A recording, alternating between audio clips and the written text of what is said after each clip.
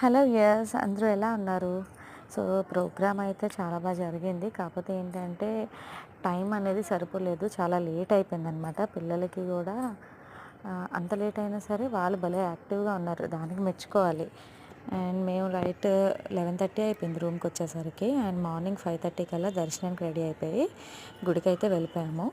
And దర్శనం అయితే సూపర్‌గా జరిగిందండి. ఇన్ని సంవత్సరాల్లో ఎప్పుడూ అలా జరగలేదు. అంత జరిగింది. అంటే ఎంతసేపు దండం పెట్టుకున్నా ఎవరు ఏమనలేదు. ఇంకోటేంటంటే మరీ అంతసేపు పెట్టుకుంటే బాగోదేమో అని మేమే బయటకొచ్చేసాం.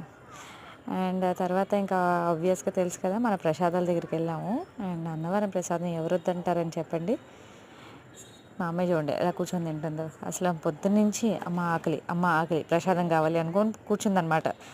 దర్శనం కోసం వచ్చినట్టు లేదు. ప్రసాదం కోసం వచ్చినట్టుంది. అండ్ అది అయిపోయిన తర్వాత ఇలా బయటకొస్తే శివలింగాన్ని చేశారు. చాలా బాగుందండి మొక్కలతోటి. ఈలోగా మా పిల్లలైతే అక్కడున్న రంగోలీనైతే పాడు చేసేసి గెంతుకుంటున్నారనమాట. ఏంట్రా నాన్న అంటే, బాగుంది మమ్మీ సాఫ్ట్‌గా అంట. అండ్ అది కూడా అయిపోయింది. ఇంకా బయటకొచ్చేసాము. సో, వస్తున్నప్పుడు ఇలా లెఫ్ట్ సైడ్ ఒక మండపం ఉంది. అండ్ రైట్ సైడ్ అయితే రాముల వారి గుడి ఉంది. దండం పెట్టుకొని ఇంకా రూమ్‌కొచ్చేసి మేమైతే స్టార్ట్ అయిపోయాము.